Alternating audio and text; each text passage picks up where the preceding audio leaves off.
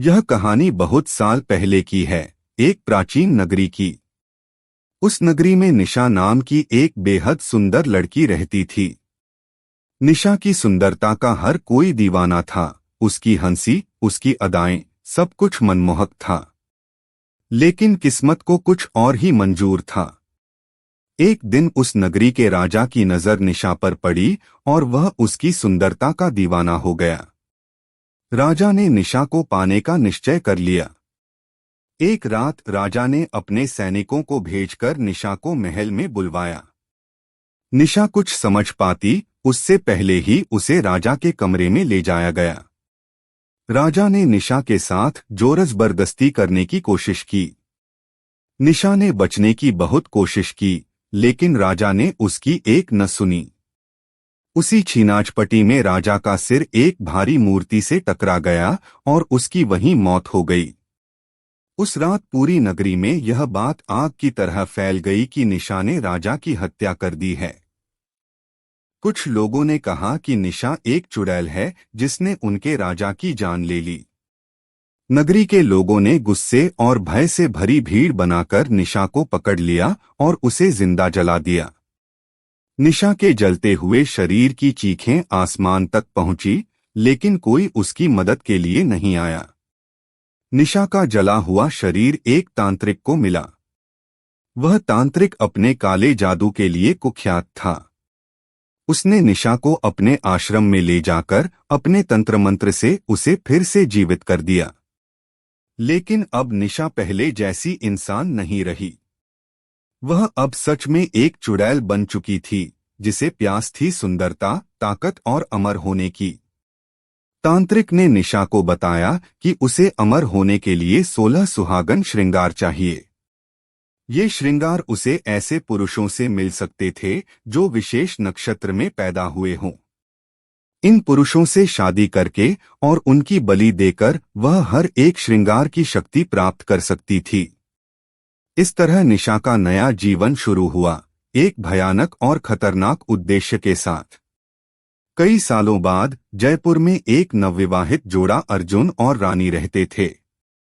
उनकी शादी को अभी कुछ ही महीने हुए थे और वे एक दूसरे के साथ बहुत खुश थे।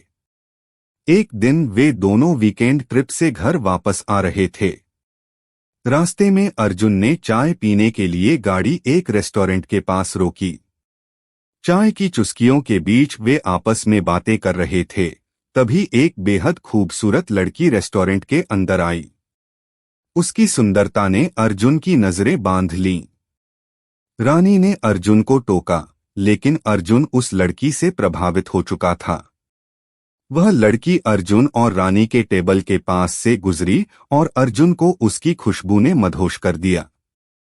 अर्जुन ने उस लड़की को अपने साथ चाय पीने के लिए आमंत्रित किया। रानी को यह बात अच्छी नहीं लगी, लेकिन उसने कुछ नहीं कहा। कुछ देर बाद अर्जुन ने उस लड़की को घर चलने के लिए कहा और वह लड़की बिना संकोच के तैयार हो गई। घर पहुंचने के बाद रानी किचन में चली गई और अर्जुन उस लड़की के साथ ड्राइंग रूम में बातें करने लगा।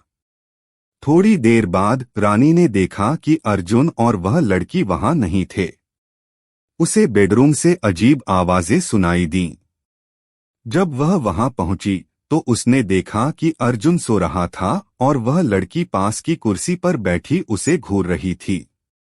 रानी ने शीशे में देखा कि उस लड़की का चेहरा जला हुआ था। यह देखकर रानी का दिल दहल गया। लड़की ने रानी की ओर देखा और रानी को चक्कर आने लगे। कुछ पलों में रानी बेहोश हो गई। जब उसकी आंख खुली तो उसने देखा कि वह घर में अकेली थी। अर्जुन और वह लड़की गायब थे। रानी ने अर्जुन को फोन किया, लेकिन उसने फोन नहीं उठाया।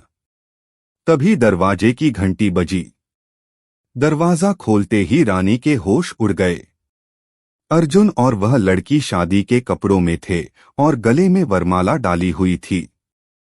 अर्जुन ने बताया कि उसने उस लड़की से शादी कर ली है।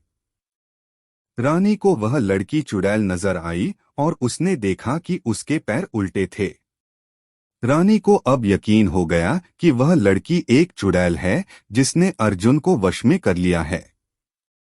तभी अर्जुन की चीखने की आवाज आई।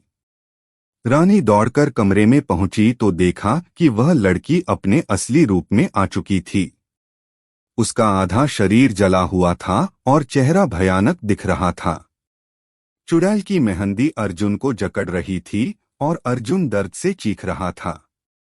रानी की आंखों के सामने चुड़ैल ने अर्जुन को मार दिया और गायब हो गई। अब निशा, जो अब सुहागन चुड़ैल बन चुकी थी, अमर होने के लिए 16 श्रृंगार की शक्तियां इकट्ठा कर रही थी।